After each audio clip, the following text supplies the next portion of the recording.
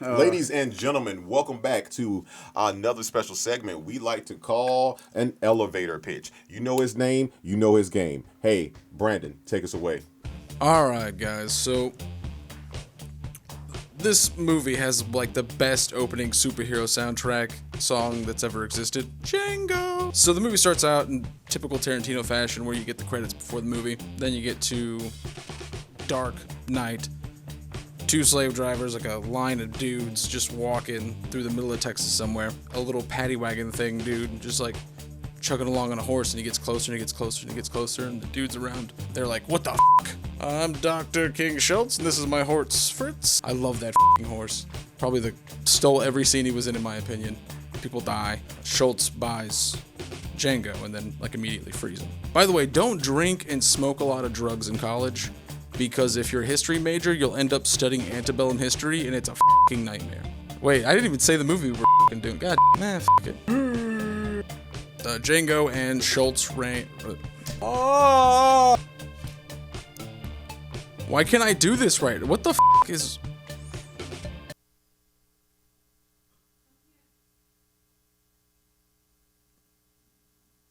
Anyway, so as I was saying... Dude, I legitimately thought you froze. I thought the Zoom froze for a second. I knew he hadn't frozen. I thought he were Weekend at Bernie's on us. He was just like...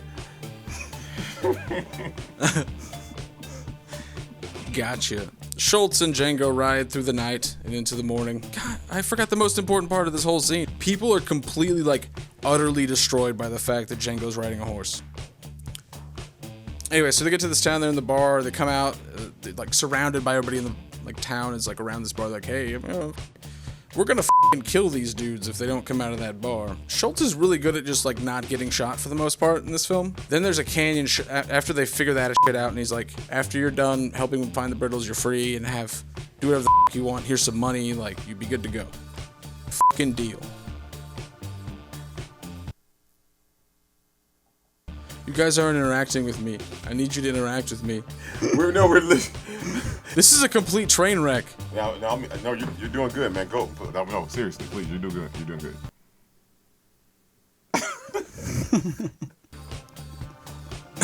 Validate me! No. You're right. Shit. Oh yeah, they gotta go find the Brittle Brothers. So...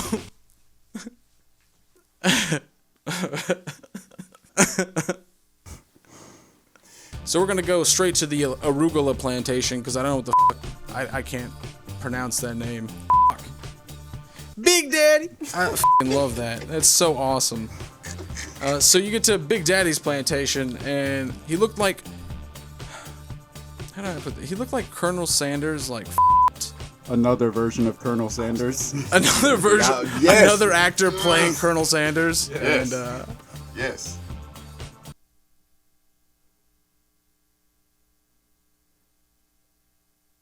Big Daddy. Sanders. Okay. We can do this, guys. I promise. We can get through this. They're going there under the false pretenses that, like, they're there to, like, do some shit or spend some money as far as like slave trading or whatever goes, because that's basically, they do that a few times. They give you flashbacks of Django and his wife, since you just learned about her, them being like basically like abused the out of, like, when they were slaves trying to run away from Big John. Anyway, what had happened is Big Daddy. she takes Django around the plantation, just showing him things, and he spots Big John whipping somebody for breaking an egg, like some bullshit. And this is the weird character, because Big John's got fucking like weird Bible verses like stapled to his jackets and shit. Why? Django walks up and without like missing a beat, shoots that motherfucker, and they're like, whatever. And he's like, I like the way you die, boy. And I was like, get his ass. Little Raj looks, he's obviously the goofiest motherfucker, and his name's Little Raj. Talking about Fumbelina? Fumbelina. Django like whips the fucking shit out of this dude, walks up, kills him, bang, bang, bang, which was dope. Everybody comes freaking out. Schultz is like, hey, we're bounty hunters. Yeah, so let me grab some papers to like talk my way the fuck out of this real quick. Talks his way the fuck out of it real quick. So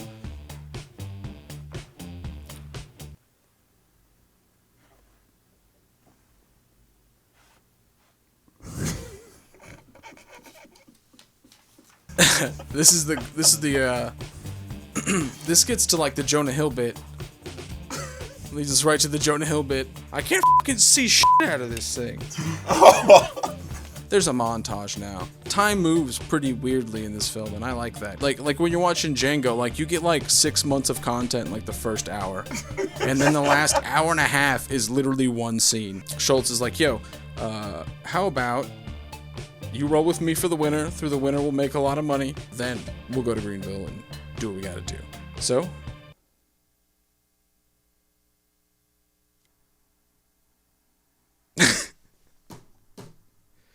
they're doing this one-off bounty, whatever, and like Django has a problem with shooting some dude in front of his son, and then Schultz goes through this whole like really like very logical line of thinking. Then Django ends up shooting him. Papa? I never saw the kid. I didn't really care. I wasn't like an emotion. Wrong point of view for me to give a shit about the kid. Anyway, Smitty recalls $7,000 was, I guess, Django's first by himself hitman bounty capture collection. Convoluted. Procurement. Procrastination. Proceed. This is a cool part after this where you get to like the quick draw practice, just shooting dicks off snowmen. Bang, bang, bang. Then you get Schultz and Django just murdering a whole fucking gang of dudes on horses, which is pretty fun. And that's the end of the winter, and they give you a title card where it's like, all right, and then we go to Mississippi. Brunhilde's been sold to the Candies, and the Candies is a plantation that no one wants to end up at. It's not a good place to be. Steven loves being there. Oh yeah, this is Candyland. So we're finally at Candyland. You get the weird interaction with DiCaprio and his sister, and you learned about how Brunhilde like speaks German earlier, and so they're finally there. Steven comes out of the house, and he's very concerned that Django is on a horse. And then after they get Brunhilde out of the hot box because she tried to run away, and god damn it, how many people tried to run away when I was gone? Does nobody respect me? No, absolutely not. She's This is great. And that's a very sweet moment. And then all fucking hell breaks loose for the rest of the damn movie. Steven's like, you know him? She's like, no, but he knew because her reaction was trash. So they basically get caught, and then there's this weird like interaction with Steven and Candy where it's like, I need to talk to you about the dessert. It's fucking dessert, Steven. What could possibly be going wrong? Yeah, you just need to come back here. And then finally Steven convinces him to like, and then Steven ends up being right and like twirling a fucking whiskey, just straight chilling. He was looking like Dr. Clark in that whole scene. Like, what is he doing, bro? I feel like he needed to do like The reveal. Candy's like, okay, I know what to do. We'll just do a little good old-fashioned stick 'em up. Everybody goes back to the dining room because that's where like half this fucking movie is. But I digress. So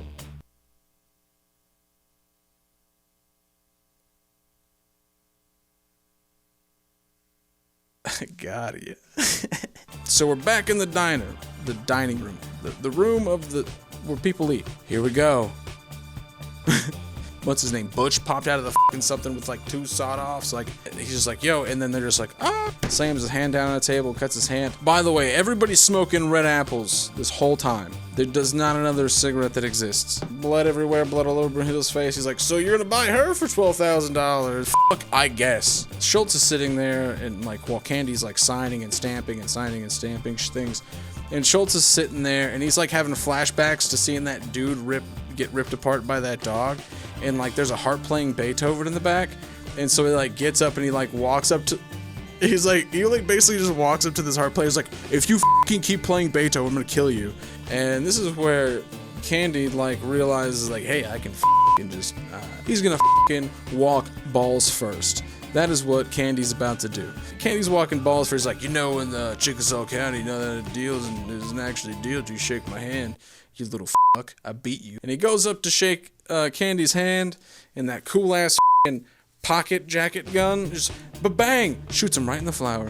Candy's dead. He died like an idiot. It was wonderful. Butch turns around and just like shotguns Schultz. And then for the rest of the movie, people are just dying until the very end, whenever whenever they're outside, Django and Brunhilde are outside, and the fucking plantation's on fire, and that's the movie. Hey, Brandon, man, bang up job, brother. Yeah, it was something.